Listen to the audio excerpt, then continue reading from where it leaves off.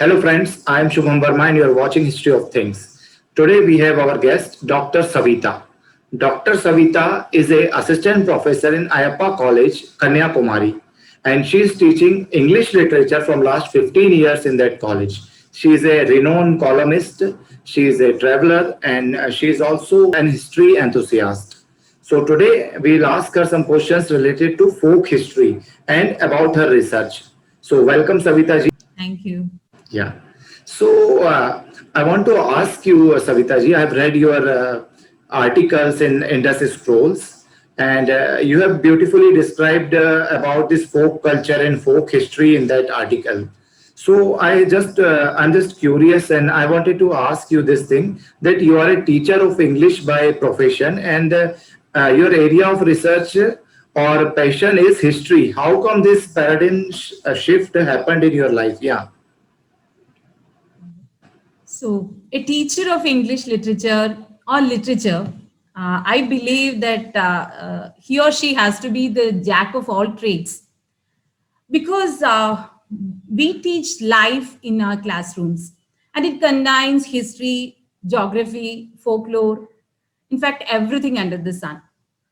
While teaching history of English literature to my students, I have always noticed a disconnect between the subject or the content and the students.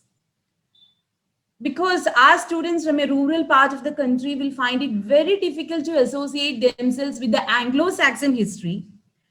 And to make the subject interesting, unknowingly, I developed a habit of comparing history and culture. That is the history of Europeans and or the British in particular, and the Indian culture and Indian history. And as usual, we can never be cut off from our roots, no matter what is our profession and our area of study. And my responsibility in Agila Bharatiya Vidyarthi Parishad, ABVP, has brought me in close association with young people who are from all over the state of Tamil Nadu. All my long informal chats with them has been like, Ghulja Sim Sim. We belong to the same state, just separated by a few kilometers. But there exists a culture and a historiography which is protected through ages and about which the people in other parts are unaware of. They do not know what has happened in my place, that is a southern tip of our country, and I do not know what happened in their place, their culture. So within the state itself, I could notice that we are separated by knowledge, we are separated by history, and I started listening more to them, their folk songs, their belief systems, and started decoding them from a nationalistic perspective. And that is how my passion towards history of my own place developed. I started reading more about them. I started, especially more than reading. What has happened here is listening to other people, listening to the youngsters, listening to their stories which they have inherited from their grandparents. So that is how my journey towards history started.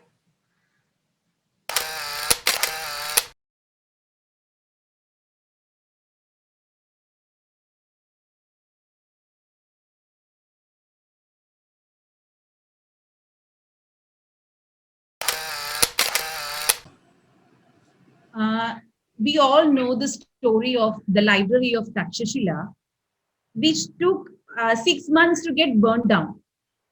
And we know that our country has faced cultural invasions constantly, starting from the Greeks till the Britishers. Still, our culture, with all its hues, could stand this cultural invasions for all these years together because we had this culture, or we had this oral literature prevalent in our country. We know that, starting from Vedas to the real life things like astrology, medicine, Ayurveda, we have our knowledge systems contained in aphorisms or shlokas. which are designed in such a way that even complex mathematical equations can be contained within a shlokas, and which are very easy to memorize. So this is how our culture have been preserved through ages. And coming to the common man's life, there we have folk songs where the hero, we talk in, we sing and dance in praise of our ancestors, the heroic deeds of our ancestors, and all of our, even the religious rituals are very closely associated with the song, with the music, with the dance, etc. And that is how folk songs become a very integral part of our life. And coming to my research, coming to the columns which I have been writing very recently, in a way I cannot talk about that without getting excited. See, the in to talk in particular, Kongunadu region in Tamil Nadu, today's Coimbatore. This particular region is very has its unique culture, unique language, the dialect which they speak. It's very interesting, and music and dance forms and has a close association with the normal life. There, in a particular dance form, we could see men, women, children of all ages, starting from the age 3 to say 50 or 60, people of all ages coming together, standing in vertical lines, and vertical and horizontal lines, and they are dancing to the tune of a song that sing in praise of Dhiran Chinnamalai. And Dhiran Chinnamalai, you cannot find Dhiran Chinnamalai's history in the in our textbooks. We are not taught about Chinnamalai. Even those research which talks about the Poligar War or the Palekarar War talks little of Dhiran Chinnamalai. But through this dance form, through these folk songs, we get to know of Dhiran Chinnamalai, who refused giving tax to Hyder Ali at first, then who joined hands with Tipu Sultan to fight against the British, which was a very strategic move. And then even after the recorded history of the Poliga was in 1801, he still continued fighting against the British for another 4 years. And it is Maxwell, Dhiran Chinnamalai was fighting against Maxwell. You cannot find Maxwell's, you cannot find what happened to Maxwell. You know, when you go through the documents, we can see the history recorded by the Britishers, what happened to them, how they died, or how they, where they were after their retirements, etc. But in the case of Maxwell, we can see that there is a gap. Nothing is written about his death. And the folk songs here in Kongunadu region says that Maxwell's head has been chopped off and placed in a copper plate or a tambalam and was given to the Britishers. This is not there recorded anywhere. So we get to know about these interesting facts of history through the folk songs, because what is being taught to us is that the kings were fighting each other, the princely states, they were fighting each other. The political system was very unstable there it was very unstable here, and the Britishers could come in very easily. They had a very smooth sail. They could take over the administration without much struggles, but that is not the case. All these songs, in fact, tell us that Britishers had a tough time in southern part of country. They lost their men. Our kings or the lieutenants who are called as Palekaras, they were fighting against the Britishers. So all this has been preserved through the folk songs. But the unfortunate thing is that now all these stories are confined within a community, in a particular place. We have to write about all these things. We have to talk about these things, and Dhiran Chinnamalai's history should be brought out from the confines of the caste and the community, and they should be taken to the national level. So this, we should say that the nationalism was there in India right from the 17th century or even before that.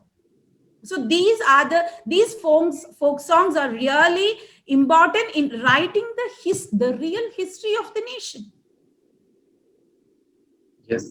So, as you clearly explained that in these folk songs, people are actually singing about the real history of Tamil Nadu, and not only in Tamil Nadu. I've also seen this in Madhya Pradesh, Uttar Pradesh, and Rajasthan. People are actually singing about the valors of their kings, and unfortunately, what I found is that in our history books, we found that history is totally different from what people are saying. I mean, one history is written in our history books that is totally different, and what people are saying in their folk songs, which are actually the ancestors of those people who actually lived that history, their history is different. So, how come this difference came into our history books, and who created that difference? Yeah, can you I elaborate? think who created the difference? That's a question which is very difficult to, or you may take a long time, a lot of time to answer it.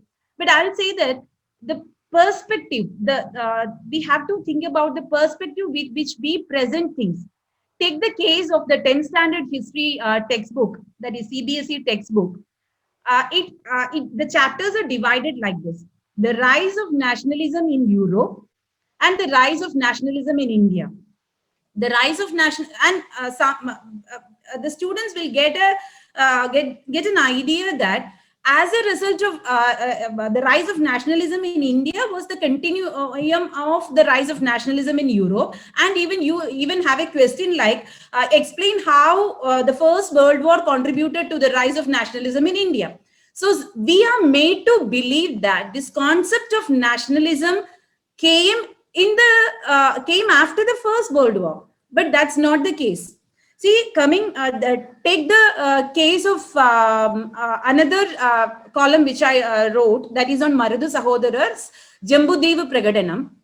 Jambudvipa, the term Jambudvipa itself, the declaration is addressed to the people of Jambudvipa, the Brahmins, Kshatriyas, Vaishyas, and Shudras and Musalmans of Jambudvipa, and it is asking the people of Jambudvipa, Bharatavarsha, to act against the Europeans, to wipe out the Europeans from the country, and it tells that it is the need of the hour not to pay tax to the Europeans. We should stand united. So a declaration that is sent from the southern tip of the country addresses not only to the people of Madurai region or the Pandya region or say Tamil Nadu. It is being addressed to the whole of Jambudvipa. This is an example of the case that we had the sense of Bharatavarsha.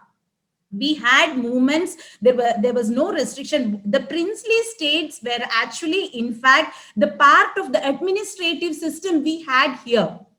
We know that we know Ashwamedha Yaga being performed and all those things associated. So we had this concept of Bharatavarsha, but this is not what that is taught in the history books. You and me are taught that in India, the kings were fighting, the kings in the princely states were fighting against each other, and they do not have, there was no unity among them, and that is why Britishers or any other invaders could come in. But it's not the case. We gave a very tough fight to the Britishers, and Britishers never had an easy time. They were in Yuddha, in war, Indians followed an Yuddha Nidhi. We had a Yuddha Nidhi. But Britishers, they do not have they never followed this Yuddha Nidhi, and all our kings and all our warriors were killed very brutally. Like Maradu Sahodarar and Muthuvaduganatha Tevar, they were asked to come to the temple for a truce. Muthuvaduganatha was asked to come to the temple, and he was shot. He and his wife were shot because they came to the temple without any weapon. And the case of Maradu Sahodarar, they were told that the Kalayar temple will be destroyed. So they surrendered themselves before the Britishers. So Britishers didn't follow any Yuddha Nidhi. You cannot find all these things in our history textbooks, because our history was written not to instill the sense of patriotism or nationalism in our students.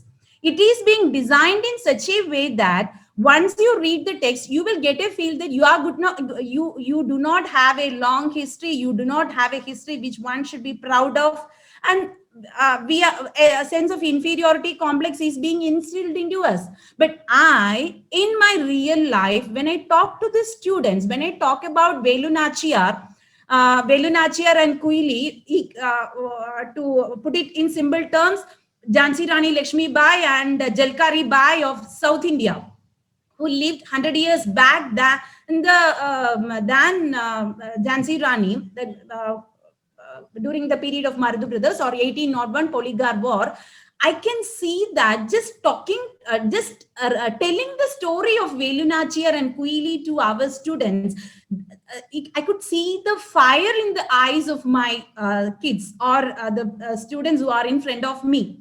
So these stories, these real stories, can instill the sense of patriotism in our students.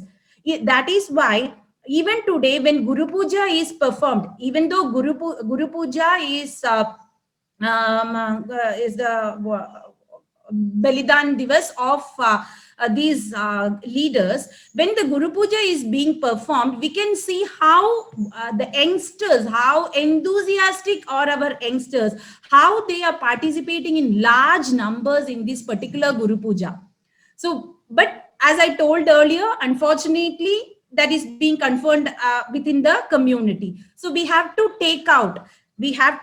and the only way to take out the history of our heroes from the community to the nation is through the textbooks, because the students or the younger generation read the history through the textbooks. So somehow I think the national education policy, NEP 2020 envisions that even though the syllabus is going to be common for the subjects like maths, English, and science, in the case of social science, it is designed in such a way that importance will be given to the local history. Even the teachers will be given an opportunity to frame history, history for their students, keeping an eye on the local history. So a person, my children can read on the IE kings who ruled in the southern tip of our country, which nobody is talking about or which nobody is unaware of. So the national education, the holistic education envisioned by the national education policy, the social science in particular, I hope will bring a change where the focus will be on local history, and bringing local history to the national level or bringing local history to the global level will certainly make us more prepared to serve our nation. To know that, we all belong to this clan who were once fighters, who were once rulers, but today those ruler clans or the grandsons of the kings are classified under OBC today. So when you are telling that you belong to a backward class, somehow you are instilling an inferiority complex in them. So it is not the case. What runs through your blood is that of a Kshatriya who or of a warrior clan. You have to instill the sense of patriotism in our students, and in fact, we can find that we have Ondi Veeran, we have Chinnamalai. All these people do not belong to the Kshatriyas, or they are not born as Kshatriyas, but they all have fought for the nation. They have all fought for the motherland. So this also throws light into the fact that the Varna system was not as rigid as put forward by the British historians or the leftist historians here. Anyone can elevate himself to a Kshatriya fighting for his motherland. So we have to bring in all these facts into our history textbooks. And to put in simple terms, the answer to your question is, our history is designed in such a way that it will make you feel an inferiority. It will develop an inferiority complex in you. That is Macaulay's sons. And even after 75 years of our independence, we are yet to come out of that. And I think we are here sitting and discussing these things itself is a proof that slowly we are waking up to the fact that what is told in the textbook is not the real history. Yeah. And as you beautifully explained this, that there are some people actually who changed our history, and now people are coming out of that colonized mindset, and they are actually started reading and writing about these things more and more.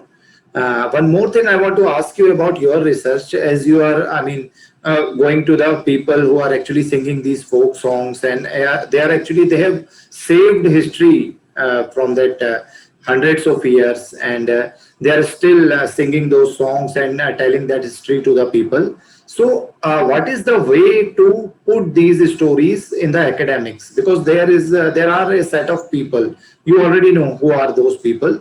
They always say that whatever they are saying, they have no proofs and no references. So there is a challenge in putting these things into our education system. So as an academician, you are also a professor. How can we, I mean, bridge that gap? Yeah. So, I have found that these songs have been, that is, the folk songs in Kongu Nadu region has been collected together into a book. But the question of perspective is there. We have not read them or studied them from the perspective of from a nationalistic perspective. We have to read beyond the lines, or we have to go beyond the concept of just a folk song or a culture. They contain the nationalistic spirit in them, the history of a particular period which have been put away from the mainstream society, in fact which have been suppressed for all these years. And the only way is, so far we have been talking about all these things. No, we know that in our own local circles, we'll be talking about all these things. As an academician, what I feel is that we have to write about this. We have to make our students learn about this as told in NEP. The real education should happen outside the classroom. So when our students are taken outside the classrooms and they are made to learn what is happening around, naturally they will know more about the history of their particular place. And we should be, and also our children should be taught all these things. Like Valari. Valari is an equivalent of boomerang, and or our Sudarshana Chakra. Britishers, by law, banned the use of Valari, because it is Valari that helped the Palekaras, or all the heroes who I have mentioned, the kings whom I have mentioned, to fight against the Britishers in their guerrilla war. So Valari was banned by the Britishers by law. So we have to revive all these things. Valari is now preserved in the museums, but you have to know that there is a science behind Valari. Like, hope you know what can a Sudarshana Chakra do? You can kill a person and come back to the person who have sent that. So that is the same case with Valari. You have a well-developed science behind Valari. So all these things should be taught. May not be through the mainstream education that is happening in the schools. The first, creating an awareness among the people about our culture.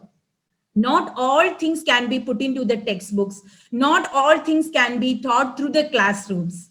Certain things, there should be a lot of discourses happening among us. Not only a teacher, even a parent can talk to their children about our history, our own national leaders, our own men. And we have to start thinking about them from the, again, to repeat in quotes, nationalistic perspective. And what in the beginning of this talk, I was telling you, I have found that even though we have been separated only by few kilometers, I do not know what has happened in the central part of my state. So you can imagine what will be the gap between the North India and South India.